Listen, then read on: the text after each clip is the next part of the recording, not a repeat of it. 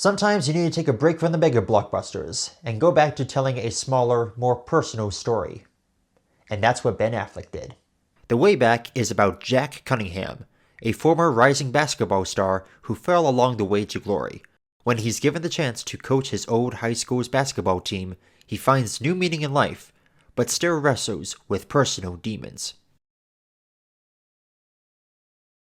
Sports dramas are usually pretty standard.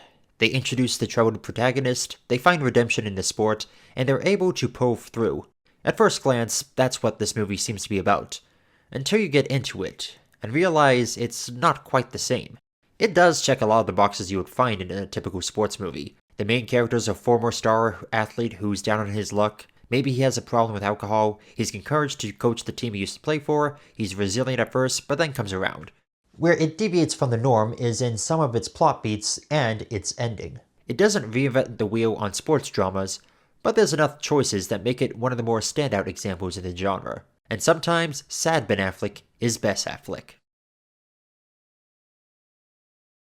Ben Affleck plays Jack, a divorced alcoholic ironworker. His alcoholism seems to be a new development, as his family first expressed their concerns at Thanksgiving dinner. Look, I know Kathy Collins says she sees your car outside Harold's bar every night.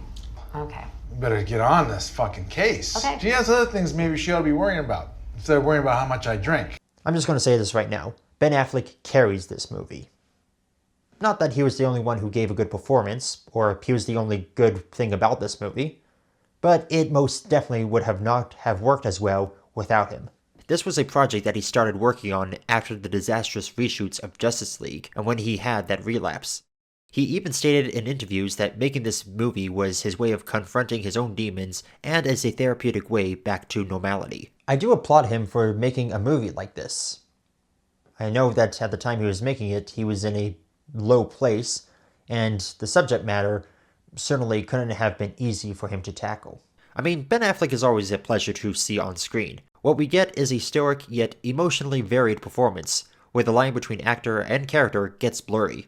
The day after Thanksgiving, Father Devin, a priest from his old Catholic high school, calls him up about coaching the basketball team. He's not very open to the idea, and we get a very effective montage of him getting progressively more drunk and practicing calling Father Devin back.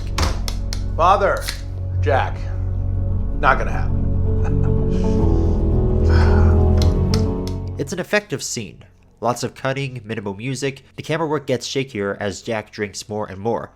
The presentation doesn't feel like it's trying too hard. The cutting and the shaky cam doesn't feel too distracting or hurt your eyes. It just feels like we're in the room with this troubled guy. He ends up accepting the job, where he meets the assistant coach and the team. Turns out the school hasn't been to the playoffs since he was a student, and interest has gotten so bad that there's only 6 varsity players. Ask Coach Dan. I made the most threes on the team last year. Coach Dan, how many threes did Marcus make last year? For a percentage of 26. You wanna know why they're leaving you open? It's because they don't think you could hit the ocean from the beach. It takes a minute for Jack to adjust being a coach at this school. Being that it is part of the Catholic system, his profanity isn't a welcome addition to courtside discourse, as the team's chaplain, Father Mark Whelan, tactfully reminds him. But we have a code of conduct at Hayes. Part of that code includes the use of appropriate language. Father, let me ask you something.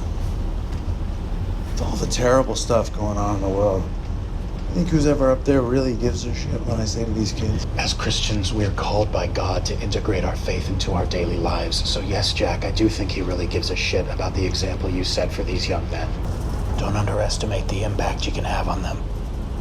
Between Father Wheeler's words and the assistant coach Dan mentioning that he found beer cans in Jack's office, Jack decides to blow off the bar for the night, and instead focuses on disciplining the team.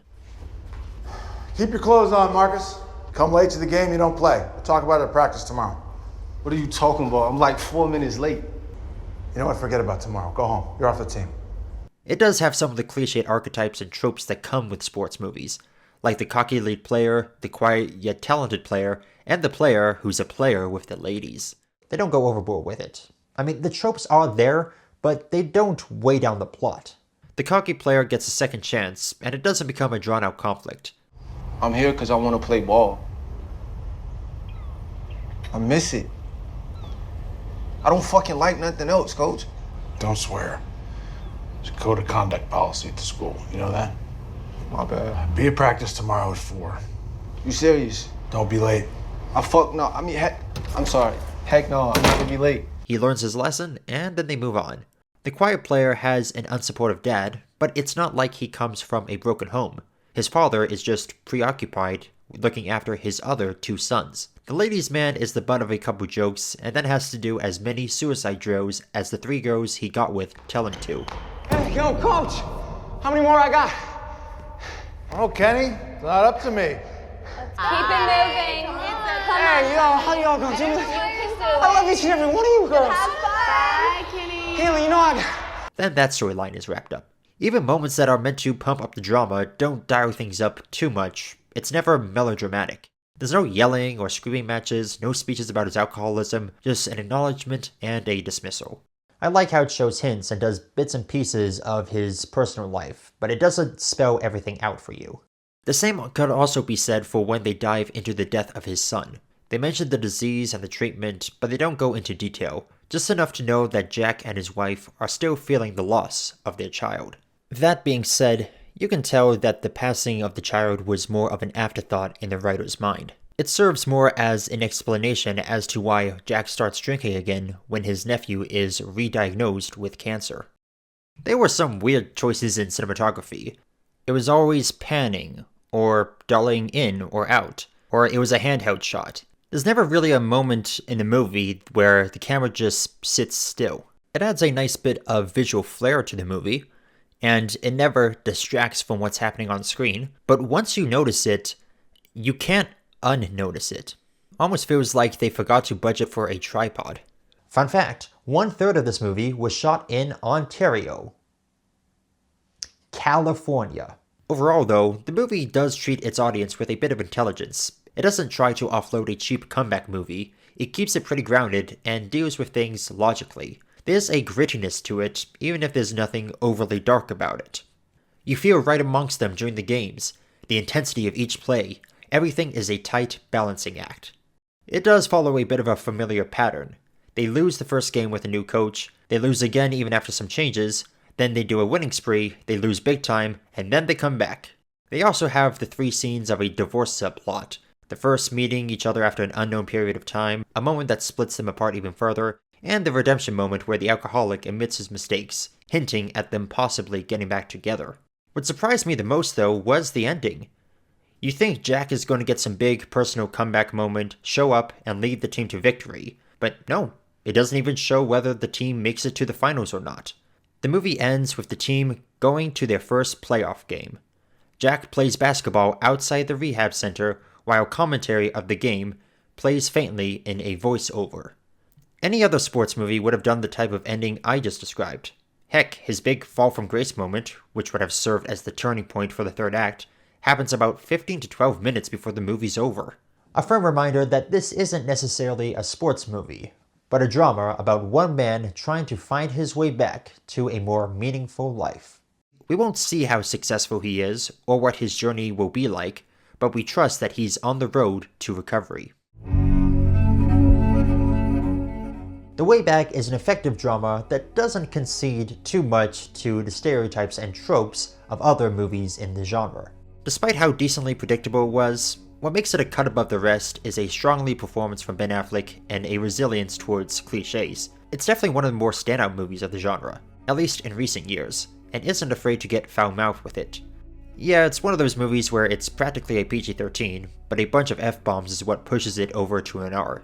It's kind of a shame this also happened to come out just 2 weeks before the world went on lockdown, but if you do get the chance, try to see this at least once in a theater.